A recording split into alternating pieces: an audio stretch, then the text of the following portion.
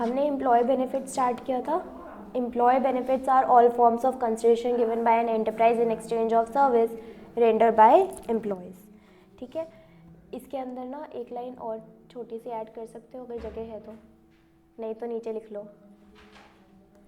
यहाँ पर ये लिख लो, बेनिफिट्स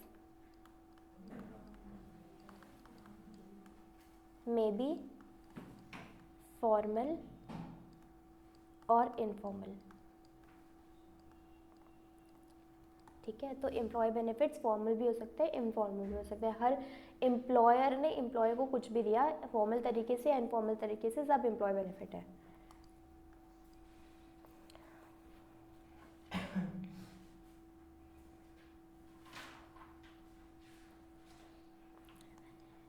यहाँ पर हमने लिखा था it includes labour and director. ठीक है, डायरेक्टर में ना हमें लिखना है except non executive director.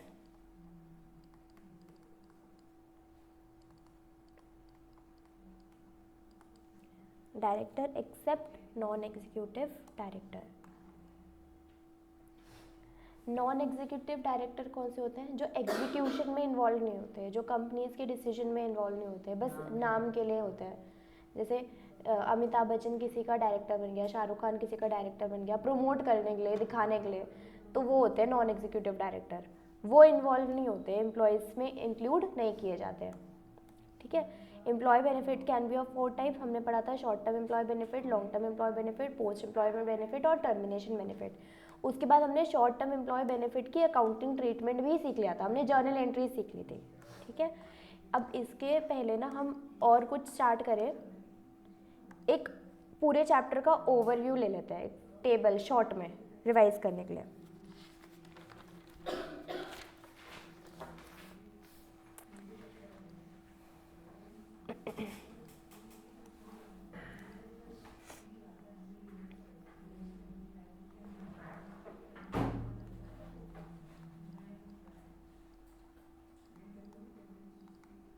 Employ benefits हमारे पास कितने तरीके के हैं? 4 तरीके के. 1 2 3 4. पहला कौन सा है बताओ? Short term employee benefit. दूसरा है लॉन्ग टर्म एम्प्लॉय बेनिफिट. दूसरा है पोस्ट एम्प्लॉय बेनिफिट. और लास्ट है टर्मिनेशन बेनिफिट. ठीक है, शॉर्ट टर्म एम्प्लॉय बेनिफिट हम किसको बोलते हैं? Benefit of current year, paid और पेएबल विद इन 12 months.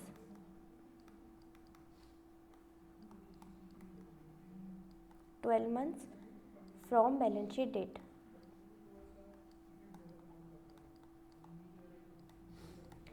फिर लॉन्ग टर्म एम्प्लॉय बेनिफिट्स कौन से होते हैं? Benefits accrued after 12 months from balance sheet date. 12 महीने के बाद वाले लॉन्ग टर्म हो जाते हैं. पोस्ट एम्प्लॉयमेंट बेनिफिट कौन से होते हैं? बेनिफिट पेड और पेएबल आफ्टर रिटायरमेंट.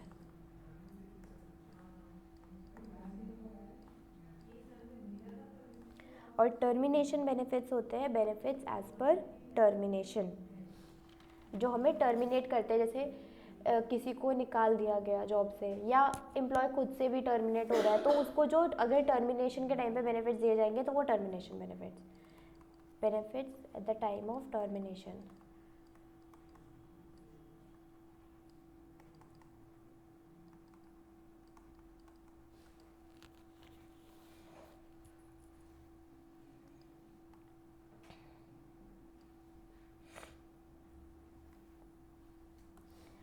इसकी अकाउंटिंग ना सिंपल होती है, जैसे कि हमने देखी भी थी लास्ट क्लास में. सिंपल अकाउंटिंग होती है, सिंपल जर्नल एंट्रीज हमें पास करनी होती है. लेकिन लॉन्ग टर्म में ना प्रेजेंट वैल्यू इन्वॉल्व हो जाती है, क्योंकि यहाँ पे हम 12 महीने के बाद वाली अकाउंटिंग कर रहे हैं, तो हम उसमें प्रेजेंट वैल्यू फैक्टर भी इन्वॉल्व हो जाता है। जैसे हम डिस्काउंट करना सीख रहे थे ना, वैसे हमें डिस्काउंट करना पड़ता है। इसके अंदर दो तरीके होते हैं। लॉन्ग टर्म में हमें देखो, लॉन्ग टर्म में नहीं, सिर्फ यहाँ पे इन दोनों को मिलाकर हमें दो तरीके पढ़ने होते हैं। पहला है कंट्रीब्यूशन प्लान होता है एक, और दूसरा डिफाइंड बेनिफिट प्लान होता है।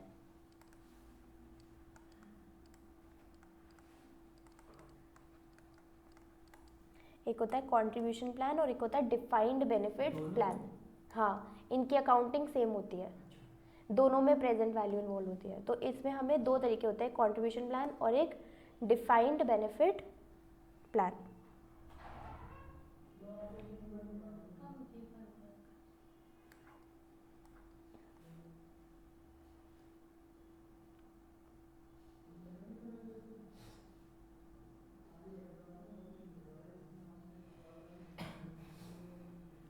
इसकी अकाउंटिंग तो सिंपल होगी। अच्छा चलो पहले लिख लो।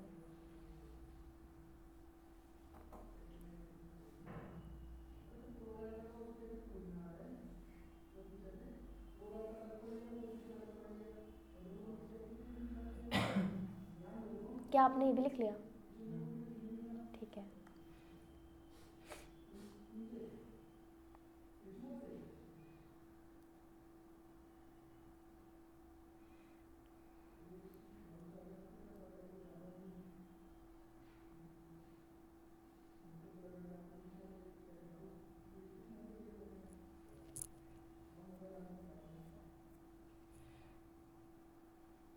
चलो तब तक ये लिख लेते हैं। यहाँ पर होता है अप टू 12 मंथ्स भी होता है, और यहाँ पे मोर देन 12 मंथ्स भी होता है। अगर अप टू 12 मंथ्स होगा तो अकाउंटिंग सिंपल हो जाएगी, बट अगर मोर देन 12 मंथ्स होगा तो प्रेजेंट वैल्यू फैक्टर इन्वॉल्व हो जाएगा। सिमिलरली यहाँ पर भी है, contribution plan with in 12 months भी होता है और बियॉन्ड 12 मंथ्स भी होता है। तो विद इन 12 मंथ्स होगा तो सिंपल अकाउंटिंग, बियॉन्ड 12 मंथ्स होगा तो प्रेजेंट वैल्यू फैक्टर इन्वॉल्व होगा, और डिफाइंड बेनिफिट प्लान में प्रेजेंट वैल्यू फैक्टर इन्वॉल्व होता ही होता है।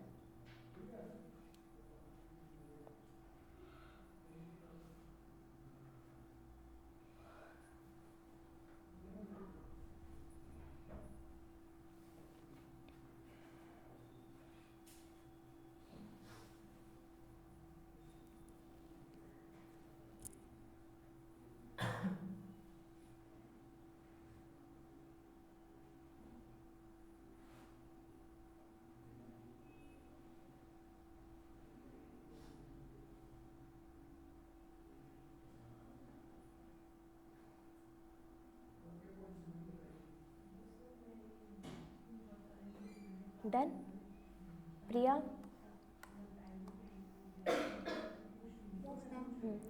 हमने लास्ट क्लास में क्या शुरू किया था? Short term employee benefit. ठीक है, हमने इसकी जर्नल एंट्री सीखी थी। एक बार ना इसका मतलब भी समझ लो। यहाँ पे जो ये पेएबल लिखा है, पेड तो होता ही होता है, पेएबल भी हमारा शॉर्ट टर्म होता है, लेकिन ये पेएबल का मतलब क्या है, क्या लिखा होता है इसकी डेफिनेशन में? Benefits of current year paid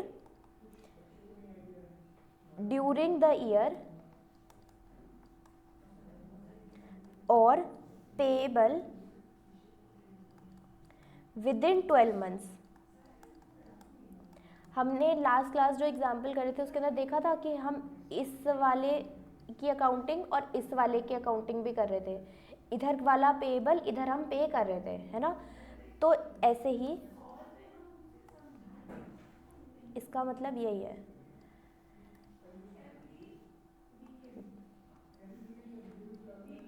एक 4-22, 31-3-23, 31-3-24।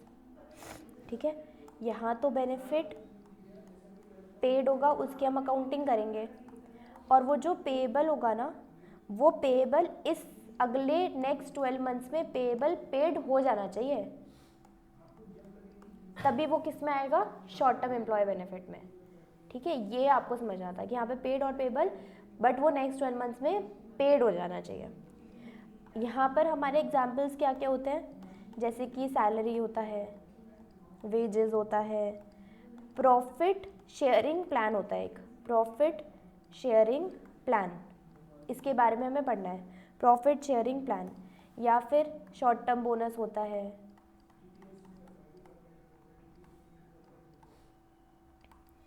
लीव बेनिफिट्स होते हैं, लीव बेनिफिट्स भी हमें डिटेल में पढ़ना है, या फिर अदर्स। ठीक है, तो ये एग्जाम्पल्स हो गए, सैलरी वेजेस, सैलरी वेजेस हमने देखा, बोनस हमने देखा किस तरीके से अकाउंटिंग, प्रॉफिट शेयरिंग प्लान हम देखेंगे, और लीव बेनिफिट्स वाला हम देखेंगे शॉर्ट टर्म के अंदर। ठीक है, अभी इसके अंदर से जो आपको नोट करना कर लो, फिर हमें स्टार्ट करना है नेक्स्ट टॉपिक।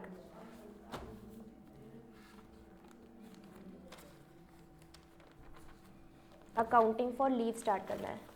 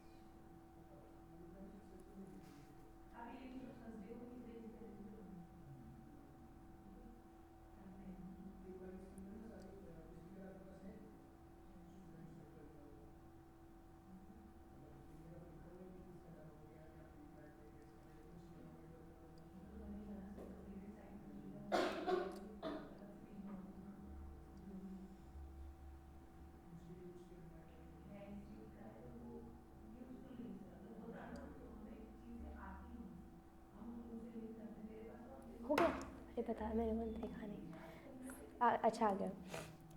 नेक्स्ट हेडिंग क्या स्टार्ट करना है हमें, लीव बेनिफिट्स की अकाउंटिंग सीखनी है। नेक्स्ट पेज पे कर लेते हैं, accounting for leave.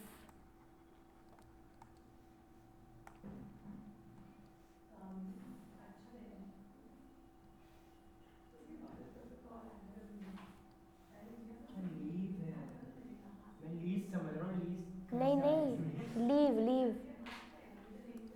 LEAVE, leave. जो एम्प्लॉयज़ को छुट्टी दी जाती है ना, उसकी अकाउंटिंग कैसे होती है। ठीक है, अब देखो, अगर लीव एक्यूमुलेट करना अलाउड नहीं है, कंपनी क्या बोलती है, आपको छुट्टी गई है ना, छुट्टी ले लो छुट्टी ले लो चुपचाप से, जिस दिन छुट्टी दी गई है उस दिन ऑफिस नहीं आना। ठीक है, तो ये कंपनी कुछ ऐसी बोलती है, तो वो क्या होती है हमारी, accumulation of leave not allowed.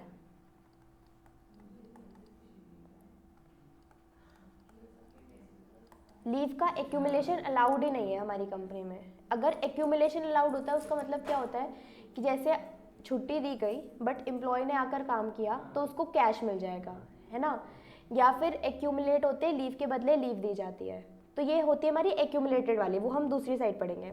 ठीक है, एक तो हमारी है ये accumulation of leave not allowed, allowed ही नहीं है कंपनी में एक्यूमुलेट करना लीव, क्योंकि कंपनी का ये थॉट प्रोसेस होता है कि अगर हमने लीव देना इंपॉर्टेंट है, एम्प्लॉय को छुट्टी पे रहना इंपॉर्टेंट है, तभी वो नेक्स्ट डे पे जब आएगा तो इफेक्टिव तरीके से ज़्यादा काम कर पाएगा, है ना, काम भी तो ज़्यादा करवाना है ना उस बेचारे से तो अगर वो छुट्टी वाले दिन भी आ गया लालच के चक्कर में कि मेरे को कैश मिल जाएगा, तो फिर वो उस प्रेशर में आकर, बहुत ज़्यादा प्रेशर में आकर उतना ठीक से काम एफिशिएंट तरीके से नहीं कर पाएगा मे बी। तो कंपनी का क्या प्रोसेस है, accumulation of leave not allowed, इसका अकाउंट्स में नो ट्रीटमेंट। क्या ट्रीटमेंट होगा, एक्यूमुलेशन अलाउड ही नहीं है, ख़त्म हो गई, लीव्स मिली थी ख़त्म हो गई, तो नो ट्रीटमेंट। दूसरा, एक्यूमुलेशन ऑफ लीव अलाउड।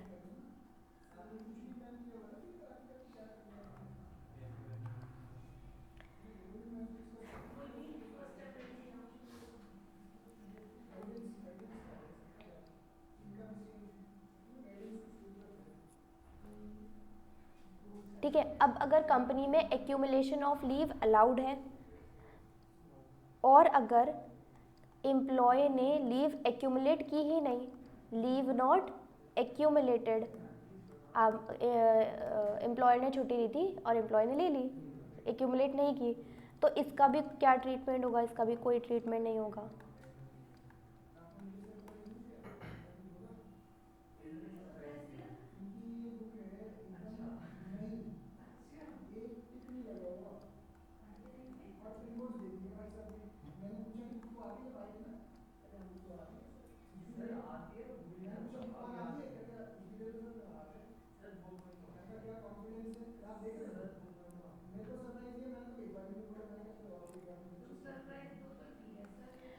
अब लीव एक्यूमुलेट हुई है, हमें इसी की ही अकाउंटिंग सीखनी है। लीव एक्यूमुलेट हुई, अब ये दो तरीके से हो सकती है। एक हमारी होती है vested leave, VESTED, vested leave. दूसरी होती है हमारी unvested leave, unvested leave. Vested leave का मतलब होता है, means employees are entitled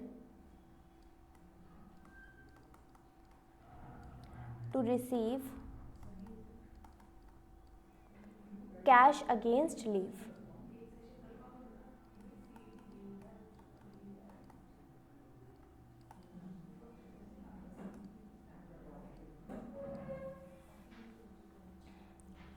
leave के बदले अगर कैश मिलता है तो उसको हम क्या बोलते हैं? Vested leave. दूसरा है अनवेस्टेड लीव। अनवेस्टेड लीव की डेफिनेशन लिख लो। कहाँ गया? हाँ, एम्प्लॉयज आर एंटाइटल्ड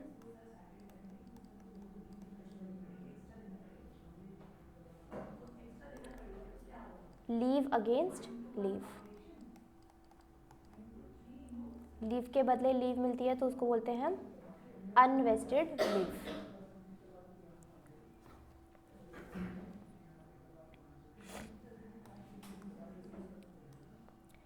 इसके अंदर हम क्या करते हैं?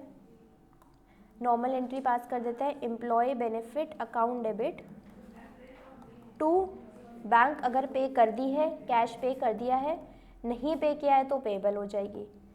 इधर employee benefit expense account debit to provision बन जाएगा। यहाँ पे प्रोविजन फॉर एम्प्लॉयमेंट। हाँ, इसमें पेबल लिखा तो है, वही है outstanding. Outstanding provision for employee benefit.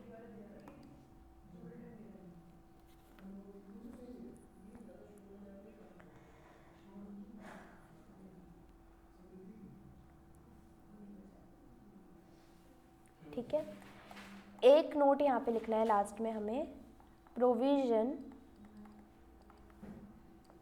Should be made only for the leaves that are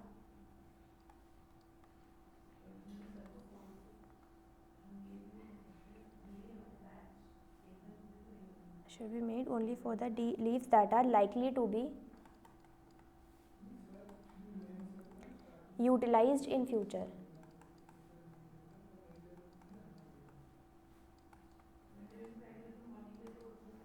Provision should be made only for the leaves that are likely to be utilized in future. सब समझ में आ गया ना? ठीक है, overall कहानी। अब हमें एग्जाम्पल करना है।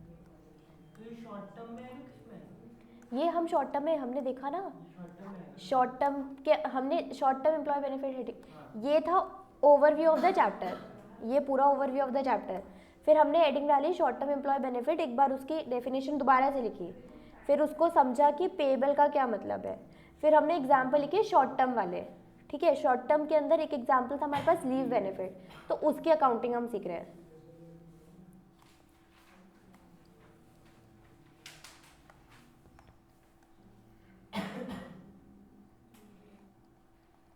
Example, total number of employees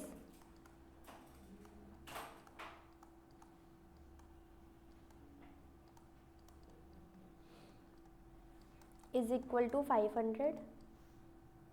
Leave accumulation allowed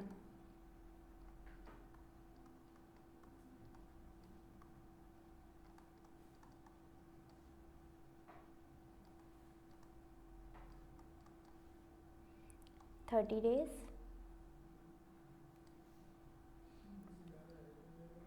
Leave accumulated during the year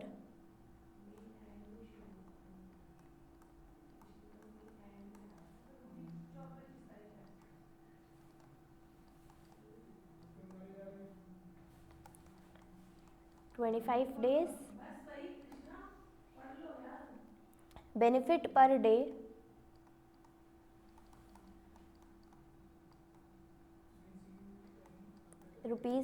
₹700. Cash is paid for leaves. Cash is paid for leave. हमें जर्नल एंट्री पास करनी है, generalized.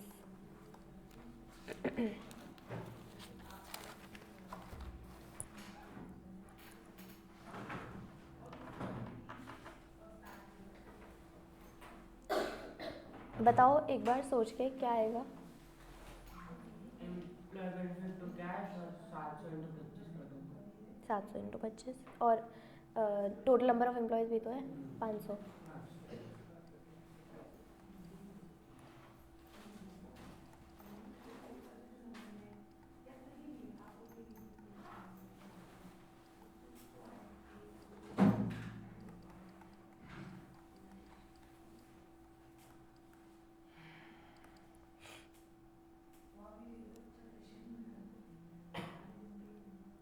$500 multiply by 25 multiply by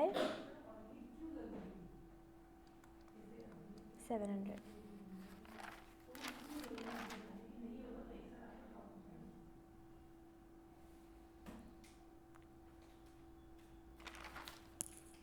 कितना आएगा? 87 lakh 50।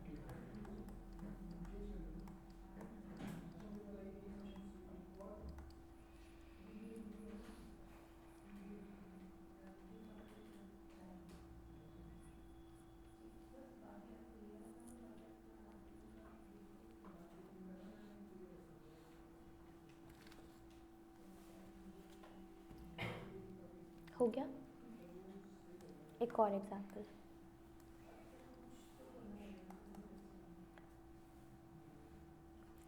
Employees है हमारे पास। Employ table बनानी है यहाँ पे ई तक, ABCDE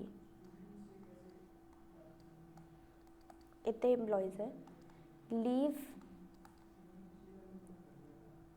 एक्यूमुलेटेड, लीव एक्यूमुलेटेड ए की 40, 50, 35, 28 और 18। एक्यूमुलेशन अलाउड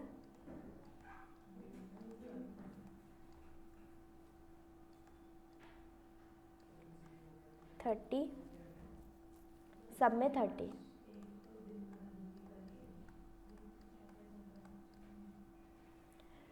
अब हमारी प्रोबेबिलिटी क्या है कि एम्प्लॉय एक्सरसाइज करेगा लीव को?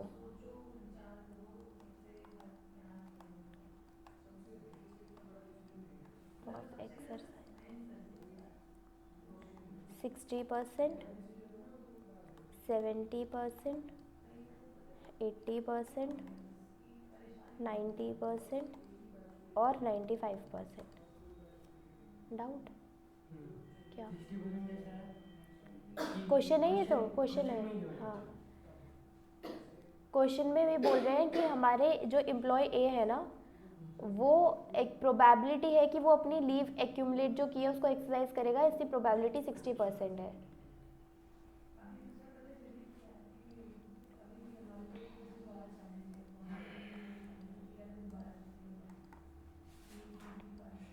Leave not exercised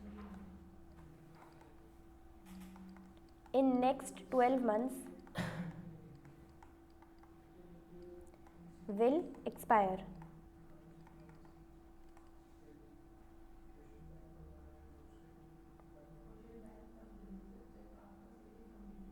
Benefit per day 500.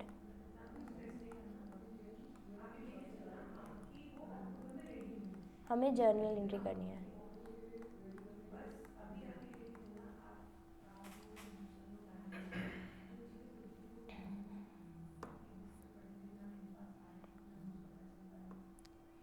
यहाँ पे अब हमें नंबर ऑफ डेज निकालने होंगे और उसको हम फिर 500 से मल्टीप्लाई करेंगे, तब हमारा अमाउंट आएगा, है ना. लीव एक्यूमुलेट करके रखी है 40 ए ने, बट उसको अलाउड कितनी है 30%, और उसकी प्रोबेबिलिटी कितनी है लेने की 60%. तो ए का कैसे निकलेगा 30 मल्टीप्लाई बाय 60%. ऐसे ही बी का 30 मल्टीप्लाई बाय 70%. देन सी का 30 मल्टीप्लाई 80%. लीव डी की एक्यूमुलेटेड 28 है, अलाउड उसको 30 है, तो किससे मल्टीप्लाई होगा 28 से, और ये वाला 18 से. 28 मल्टीप्लाई 90%, 18 मल्टीप्लाई 95%. तो हमारे नंबर ऑफ डेज सबके अलग अलग आ जाएंगे, उसका टोटल करेंगे तो टोटल नंबर ऑफ डेज निकल के आएगा. बेनिफिट पर डे 500 है, मल्टीप्लाई करेंगे वो हमारे जर्नल एंट्री में अमाउंट जाएगा.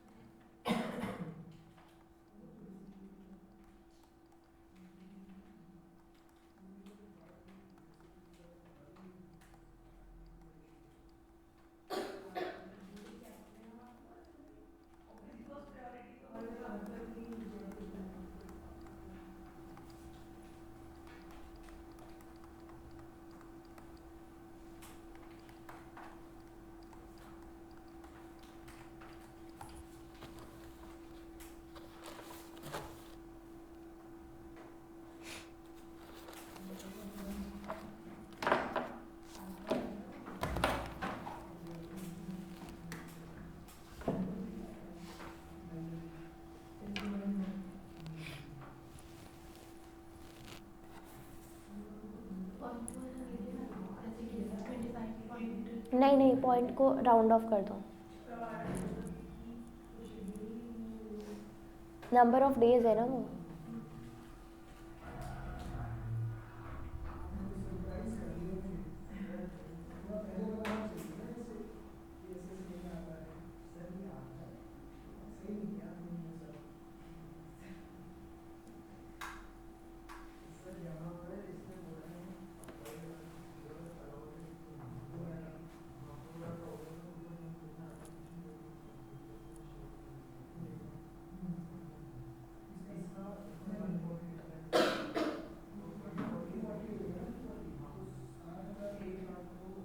डन.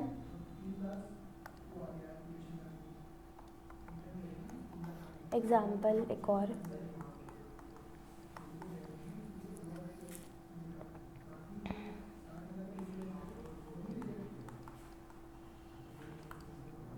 ई तक ABCDE.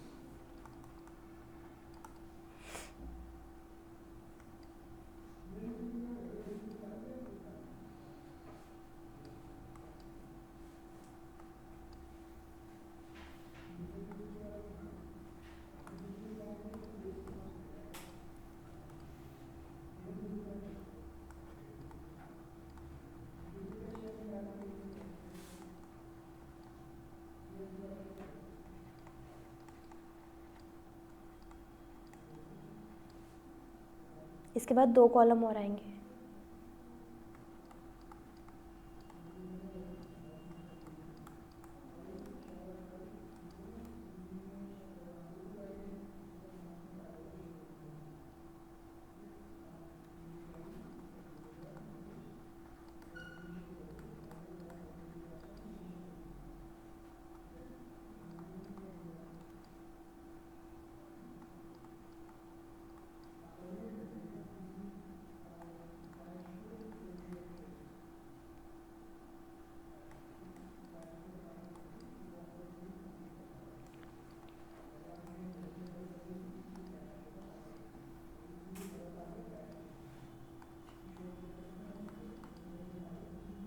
प्रोबेबिलिटी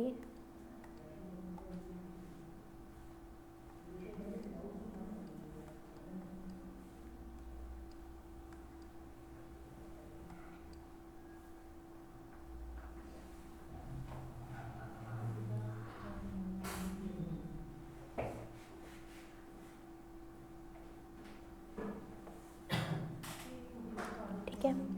अब यहाँ पर हमें कैलकुलेट करना है provision. Calculate provision to be made.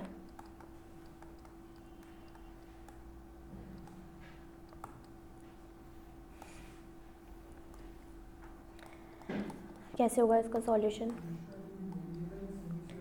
Employees कितने हैं हमारे? ए, बी, सी, डी और ई। अनअवेल्ड लीव्स कितनी हैं?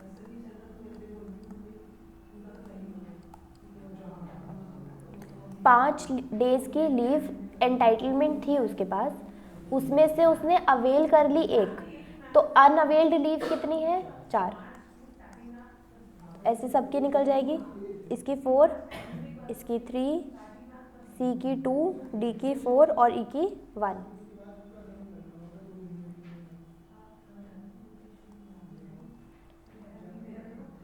सैलरी पर डे हमें कैलकुलेट करने की ज़रूरत है यहाँ पे, क्योंकि यहाँ पर मंथ सैलरी गिवन है, तो हमें एक दिन के हिसाब से निकालना है, तो हमें पर डे सैलरी चाहिए।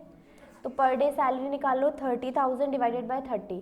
हमारे पास कुछ हम एज्यूम करते हैं 30 डेज ही, तो 30 days divided by 30, 60,000 divided by 30।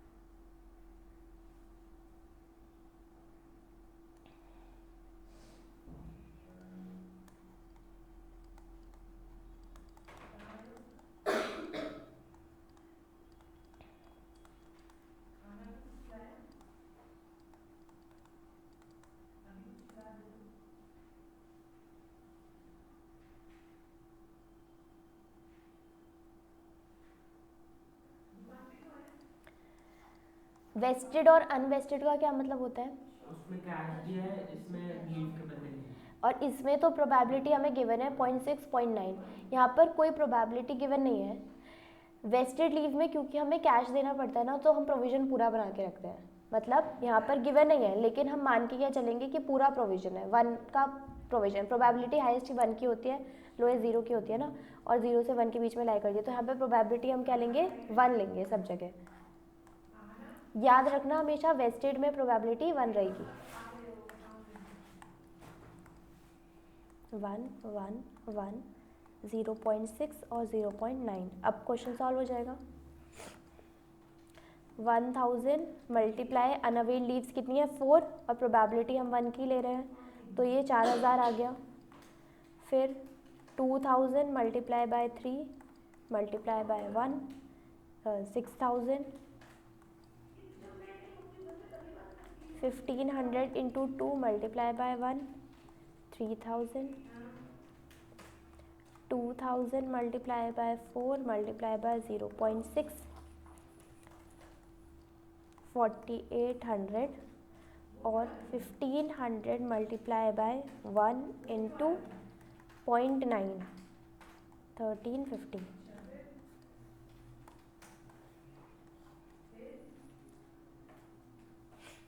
इनको टोटल करके क्या आएगा? 19150। 19150।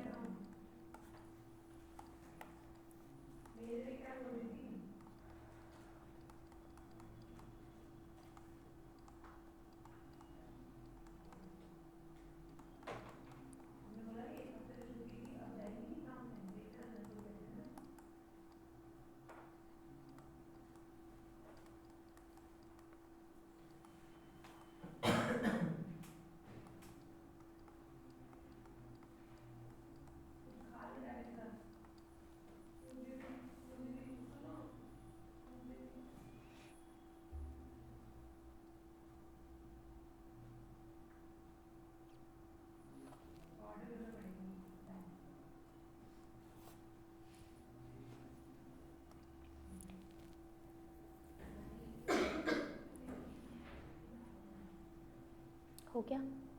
अगला क्वेश्चन करें।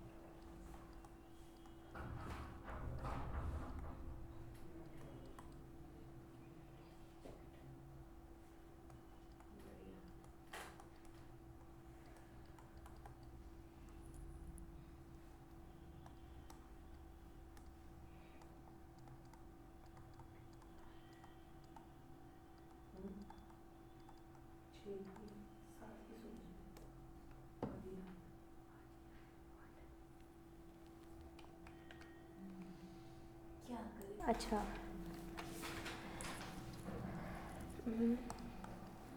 देखो कैसे होगा। एम्प्लॉयज़ है यहाँ पे ए, बी और सी। जो हम प्रोविज़न बनाएंगे, ए का तो नील हो जाएगा क्योंकि नॉन एक्यूमुलेटिव लीव्स का कोई ट्रीटमेंट नहीं होता।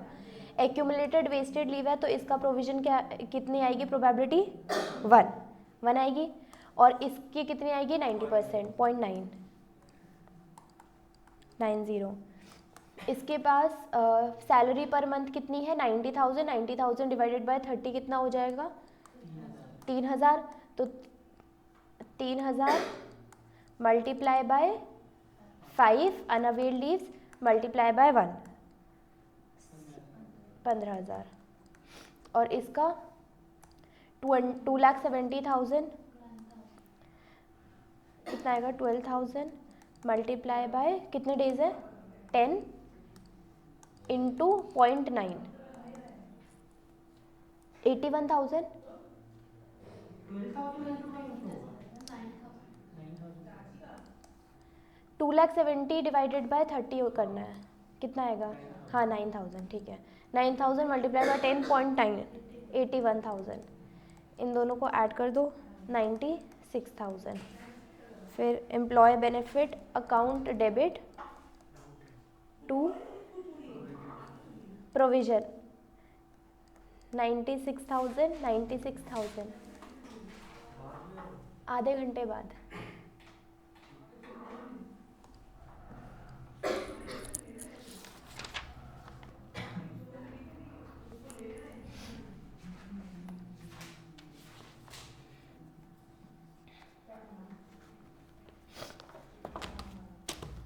Next heading profit sharing plan.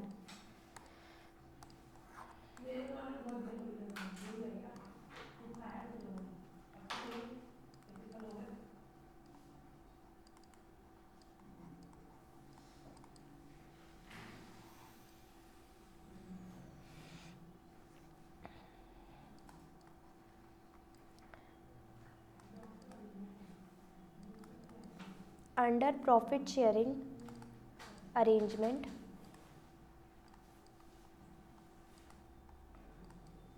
employees are given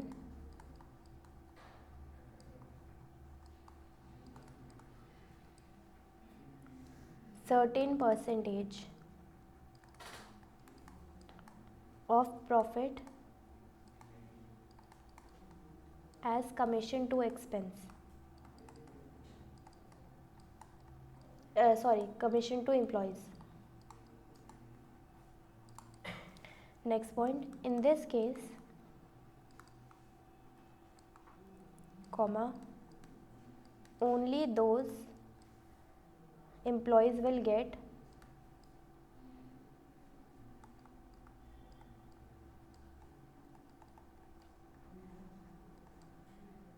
benefit that remain in services till end of the year.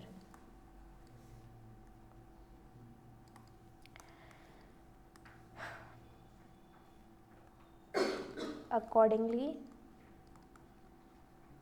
expense is equal to profit multiply year end expense, year end estimate.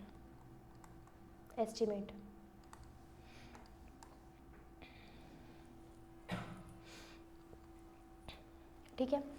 तो under profit sharing arrangement employee are given certain percentage of as commission to employees, but ये commission उन employees को मिलता है जो service में पूरे साल के एंड तक रहते हैं. ठीक है, अगर बीच में छोड़ के चले जाएंगे तो नहीं मिलेगा प्रॉफिट शेयरिंग प्लान का परसेंटेज. एक्सपेंस कैसे निकालते हैं? नॉर्मल हम प्रॉफिट को एस्टिमेट से मल्टीप्लाई कर देते हैं. इसके ऊपर एक example, A limited agree to give profit sharing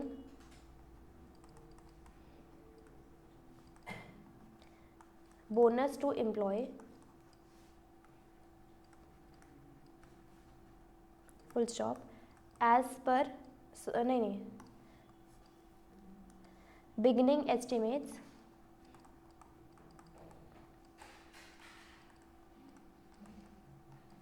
was 3% of profit, but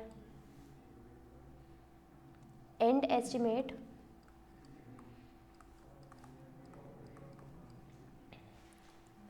comes to 2.5% और हमारा प्रॉफिट कितना है? 5 लाख. तो हम किस पे कौन से वाले परसेंटेज निकालेंगे? एंड वाला 2.5 वाला. तो एक्सपेंस हमारा यहाँ पे कितना आएगा? 5 लाख का 2.5%, 12,500.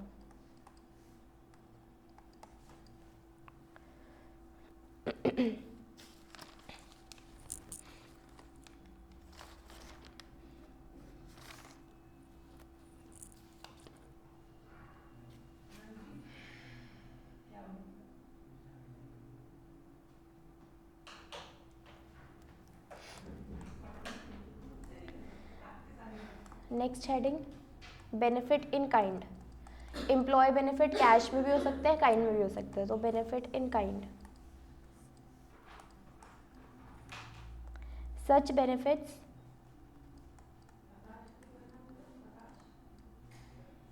Are accounted by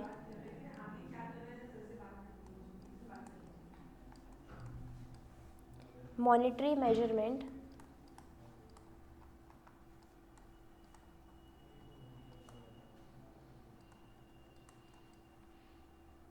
of benefits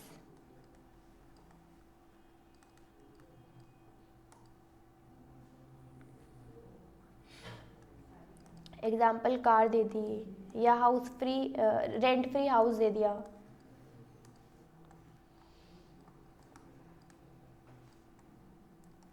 तो हमें क्या करना है, उसके मॉनेटरी मेजरमेंट, मतलब उसमें की मनी टर्म्स में कितनी मेजरमेंट होगी उस बेनिफिट का, वो निकालेंगे अमाउंट और फिर उसकी एंट्री कर देंगे पास। ठीक है। एक लास्ट पॉइंट शॉर्ट टर्म में कि नो सेपरेट डिस्क्लोजर, इसके साथ नहीं है, बेनिफिट ऑफ काइंड के साथ नहीं है, अलग से पॉइंट है। No separate disclosure for short term benefit.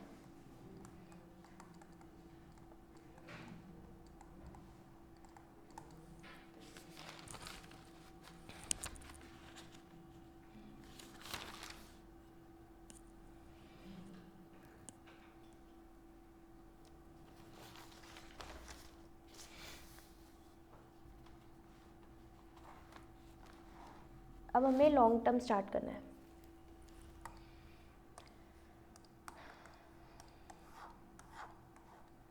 या इससे पहले एक क्वेश्चन और कर लें, इससे तो प्रैक्टिस कर लिया हमने, बहुत सारे क्वेश्चन कर लिए।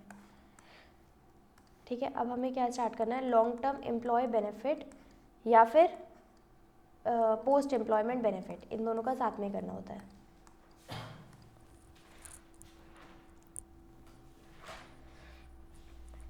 डेफिनेशन तो हमने लिखी ली दोनों की।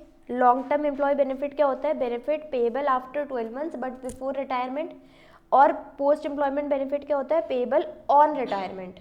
ठीक है, इसके क्या एग्जाम्पल होता है, अब इसके अंदर ना इफेक्ट ऑफ डिस्काउंटिंग मटीरियल होता है,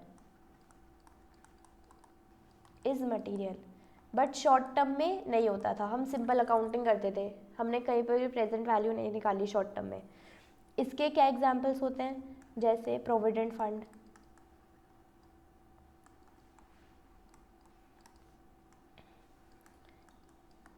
employ state insurance,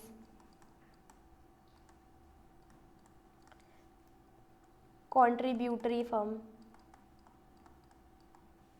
sorry pension, contributory pension, long term lease, long term leave, gratuity, others.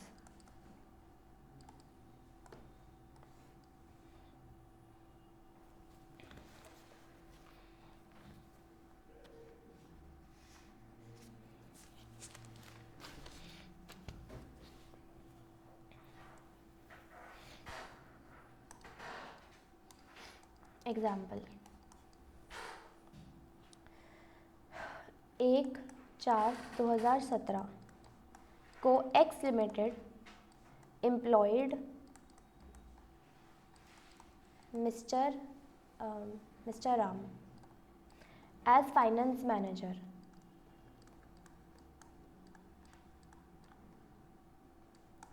Company also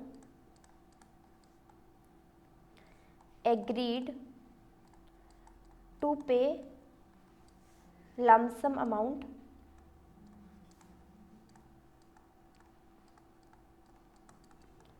of rupees 5 lakh at the end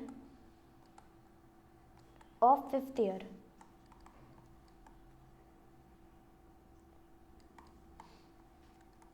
Show accounting treatment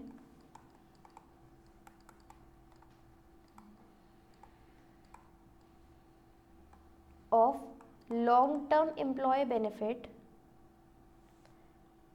as per accounting standard 15.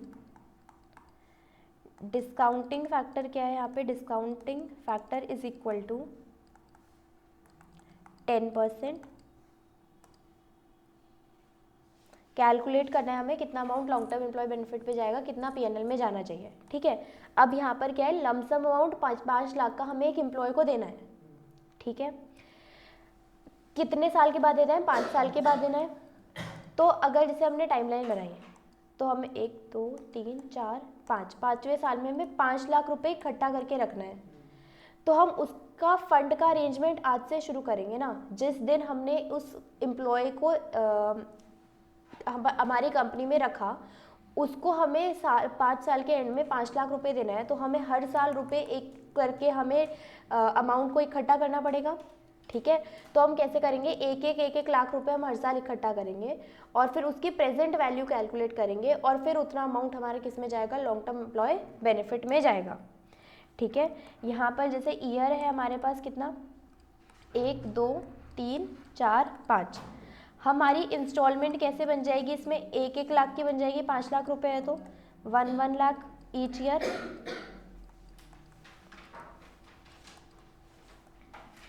ये 5th year पे जो ये 1 लाख रुपए रहेगा, 1 लाख यहाँ पे, 1 लाख यहाँ पे, 1 लाख यहाँ पे, 1 लाख यहाँ पे, 1 लाख यहाँ पे, 5th ईयर पे जो 1 लाख रुपीज़ रहेगा उसमें तो कोई डिस्काउंटिंग फैक्टर होगा ही नहीं, उसकी वैल्यू तो उतनी रहेगी। तो यहाँ पर हम क्या लिखेंगे, 1। अगर हमारा डिस्काउंटिंग फैक्टर क्या है, 10% से है, 10% से डिस्काउंटिंग निकालना तो सबको आता है, 0.909 वो सब, ठीक है। तो 5th ईयर में हम 1 क्यों लिख रहे हैं, क्योंकि हमें 5th ईयर में पे करना है और 5th ईयर पे जो हम 1 लाख रुपए इकट्ठा करेंगे उसका डिस्काउंटिंग कुछ नहीं होगा, वो तो 1 ही रहेगा।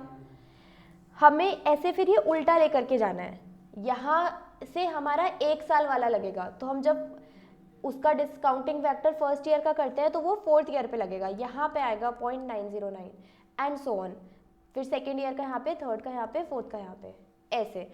और फिर इसको हम सबको मल्टीप्लाई कर देंगे, हमारी क्या आ जाएगी, ये डिस्काउंटेड वैल्यू, और इन सब का एक टोटल निकल के आएगा। These benefit to employee are payable beyond, अच्छा वो तो ठीक है, तो जो टोटल निकल के आएगा वो हमारा अमाउंट किस में जाएगा, लॉन्ग टर्म एम्प्लॉय बेनिफिट में चला जाएगा। समझ गए, कैलकुलेट हो जाएगा ये, एक बार करके बताओ टोटल अमाउंट कितना आएगा। प्रिया आपको समझ में आया ना? Yes ma'am.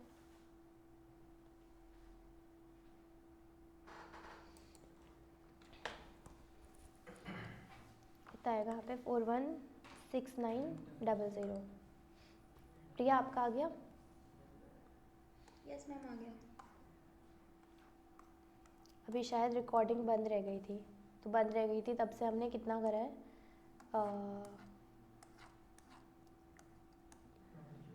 Profit sharing plan सीखा हमने।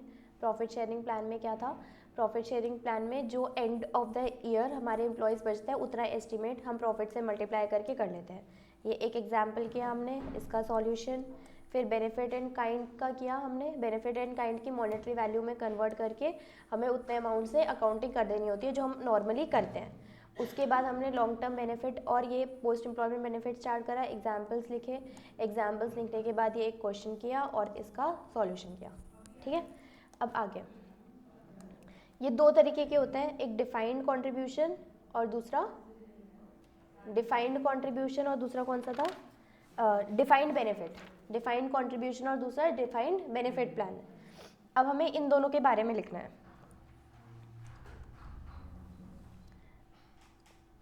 These benefits are of 2 types. Are of 2 types.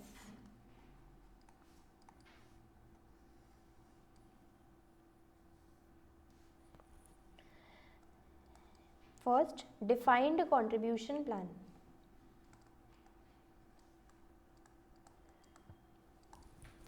On है ना recording. डिफाइंड कंट्रीब्यूशन प्लान, इसको शॉर्ट में डीसीपी, वैसे शॉर्ट फॉर्म ऐसी कुछ होती नहीं है, हमें बस अपनी कन्वीनियंट के लिए एग्जाम में मत लिखना DCP. Under these plan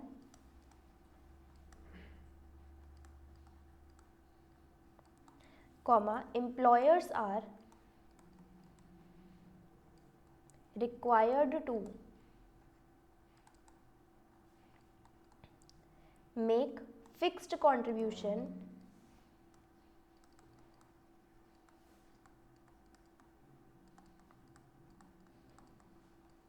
to a specific fund.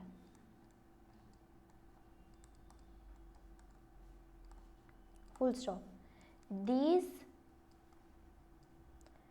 funds are deposited funds are deposited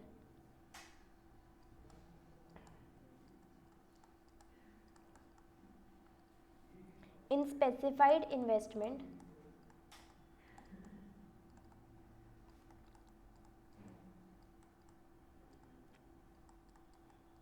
or government bonds, full stop. These investment are maintained by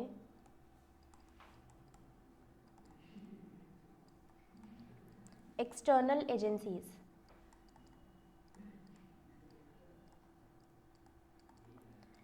whenever employee retire, whenever employee retire, comma, these investments are sold and employees paid off, employees are paid off.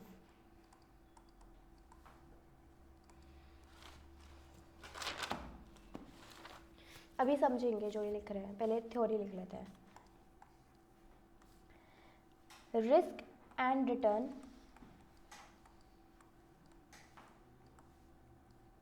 Are not borne by employer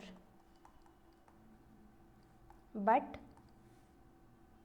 only by employees.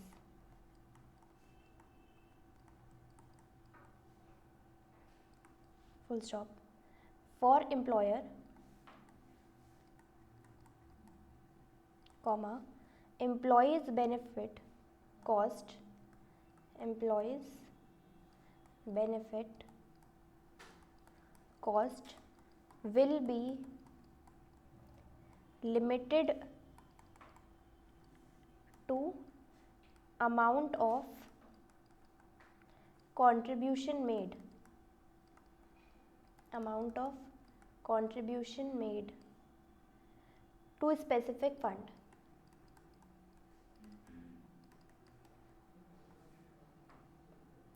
And this amount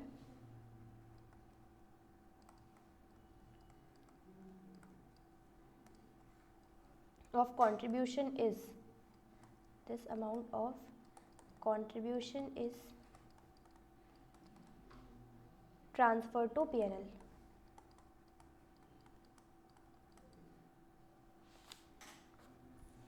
Example, contribution to PF, comma, pension plan, etc.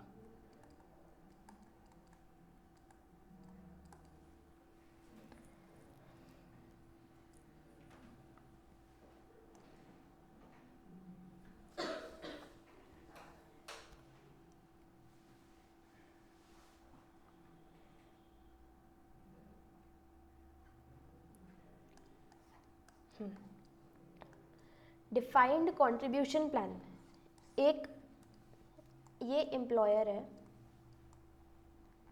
इसने एक employ को higher किया.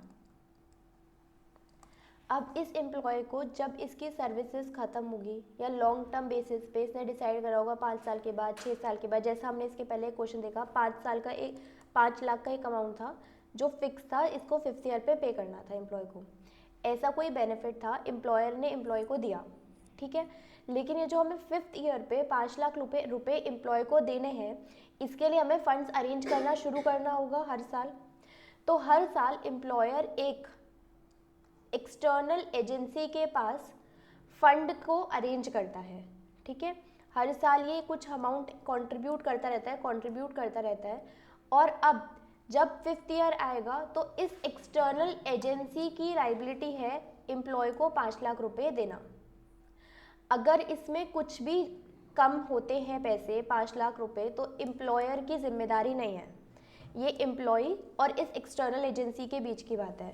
यहाँ पर employ एक amount contribute कर रहा है, उसकी लायबिलिटी बस उतनी है कि वो डिफाइंड एक कंट्रीब्यूशन कर रहा है, डिफाइंड कंट्रीब्यूशन कर रहा है. लेकिन फिर लाइबिलिटी एम्प्लॉय की नहीं रहती, वो एक्सटर्नल एजेंसी के ऊपर आ जाती है और एम्प्लॉय अपना देखेगा। ठीक है, देखो अब रीड करो इसको। Under this plan employers are required to make fixed contribution to specific fund. Employer एक स्पेसिफिक फंड में फिक्स्ड कॉन्ट्रीब्यूशन करते हैं। These funds are deposited in specified investment और गवर्नमेंट बॉन्ड्स। अब वो इन्वेस्टमेंट करने के लिए, मल्टीप्लाई करने के लिए मनी के अमाउंट को हम एक जगह इन्वेस्ट करते हैं, किसी भी स्पेसिफाइड इन्वेस्टमेंट में या गवर्नमेंट बॉन्ड्स में हम इन्वेस्ट किया जाता है वो amount. These investment are maintained by external agency, third party maintain करती है। Whenever employee retire these investments are sold, और फिर जो पैसा आएगा वो हम किसको देंगे, एम्प्लॉय को देंगे। Risk and return are not borne by employer but only by employees. For employer, employees benefit cost will be limited to the amount of contribution made to a specific fund and this amount of contribution is transferred to P&L account. Example हम contribution करते हैं PF के लिए या फिर pension के लिए। Clear हो गया ना? ठीक है, नेक्स्ट है हमारे पास कौन सा, defined benefit plan.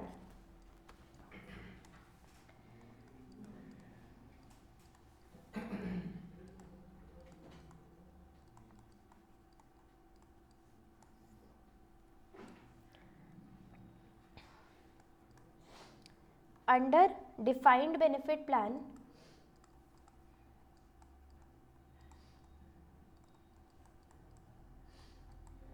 an enterprise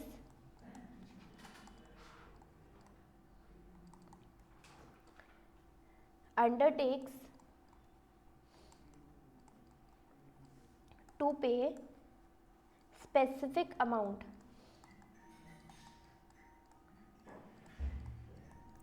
of post-employment benefit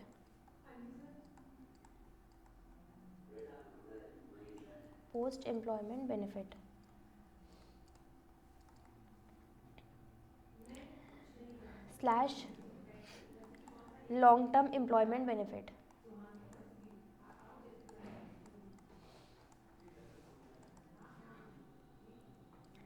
to its employees.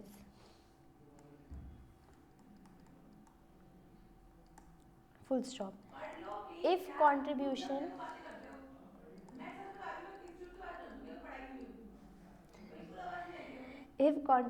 made to the fund during service period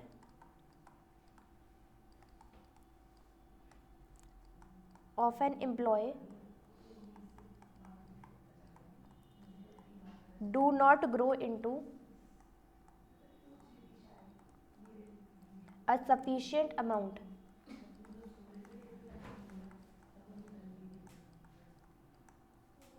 for meeting the commitment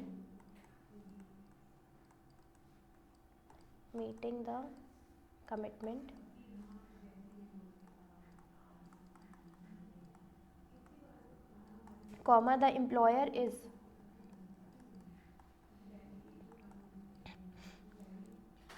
required to make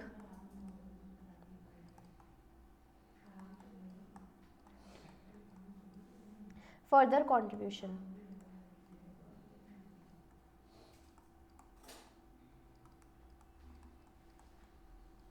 to make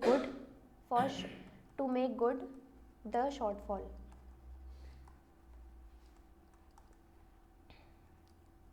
Full stop. It means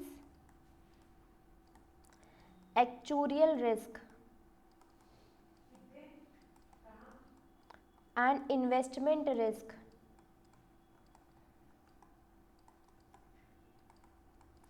fall for employer.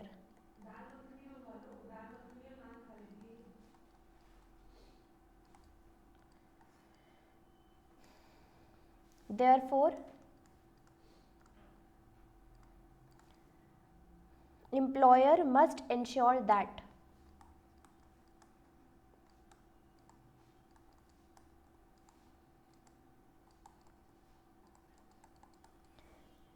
ए तो हमने ऊपर ही लिखा था, इसको ऐसे arrow डाल के, first point इसका, sufficient funds are available sufficient funds are available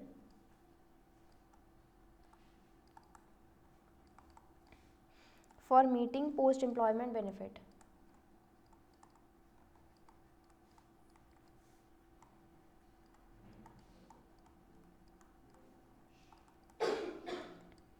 Next, appropriate amount is charged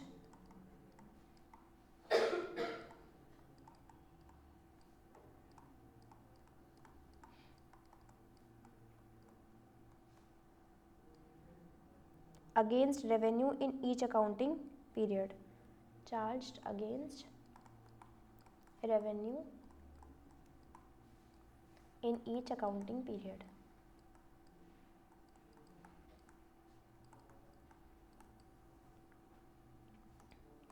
It requires complex calculation. Last दो line. It requires complex calculation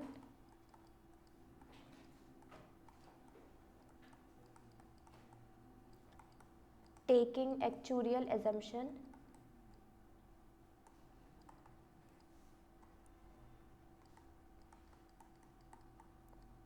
and discounting to present value.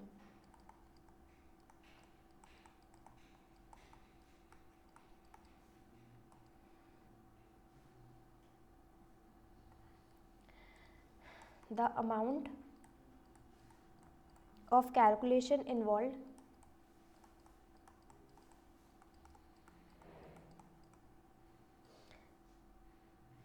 in defined benefit plan is known as projected credit unit method. Projected credit unit method. हाँ हो गया.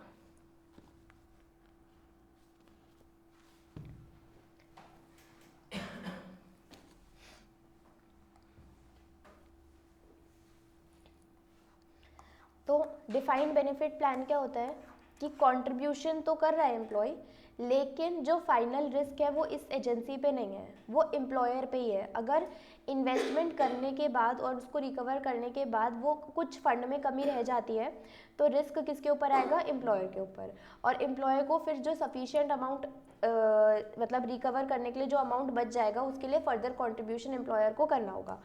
इसको हम क्या बोलते हैं, ये इंपॉर्टेंट लाइन यहाँ पर क्या लिखा था, एक्चुरियल रिस्क और investment risk lies with the employer. ये actuarial risk and investment risk fall for the employer. Actuarial risk क्या होता है? एक्चुरियल साइंस होती है, एक्चुरियल साइंस. ये भी एक अपने आप में एक बहुत अच्छा करियर है, ऑप्शन है, क्योंकि बहुत कम नंबर ऑफ पीपल इसको पास कर पाते हैं इस एग्ज़ाम को. बहुत डिफिकल्ट एग्ज़ाम होता है इसका, एक्चुरियल का. तो इसके अंदर क्या करना होता है कि मतलब तुम्हारे पास डेटा के बेसिस पे जो भी नंबर्स एंड फिगर्स अवेलेबल है उसके बेसिस पे हमें अमाउंट को कैलकुलेट करना पड़ता है. कितना परसेंटेज ऑफ इंटरेस्ट रहेगा, किस अमाउंट से हम इन्वेस्ट करें, हमें कितना रिटर्न मिल जाएगा, हमारे पास कितने पैसे रहेंगे, मतलब हम फ्यूचर की एस्टिमेट करते हैं आज. तो वो आती है हमारी एक्चुरियल साइंस में. और ये लोग वही कॉम्प्लेक्स मैथमेटिक्स होती है यहाँ पर. बहुत एफएम के अलग अलग बड़े बड़े फॉर्मूलेज होते हैं, साइंटिफिक कैलकुलेटर का यूज़ होता है, तो वो होती है एक्चुरियल साइंस पूरी. तो एक्चुरियल रिस्क और इन्वेस्टमेंट रिस्क किस पे आता है? एम्प्लॉयर के ऊपर आता है इस वाले प्लान में, डिफाइंड बेनिफिट प्लान में. और ऊपर वाले प्लान में एम्प्लॉयर के ऊपर रिस्क नहीं होता. तो बस वही है. फिर तो इसलिए एम्प्लॉयर को क्या इंश्योर करके रखना है कि सफिशिएंट अमाउंट ऑफ फंड हो उसके पास, और appropriate amount is charge against revenue के अगेंस्ट वो अप्रोप्रिएट चार्ज करे अमाउंट, ताकि वो जो फंड है ना वो अरेंज करता जाए टाइम टू टाइम. इसमें कॉम्प्लेक्स कैलकुलेशन भी लगती है, हमें डिस्काउंटिंग करनी पड़ती है प्रेजेंट वैल्यू में. अमाउंट ऑफ कैलकुलेशन को हम क्या बोलते हैं? Project credit unit method. Clear हो गया? अब इसकी अकाउंटिंग सीखनी है हमें, वो हम नेक्स्ट क्लास में सीखेंगे.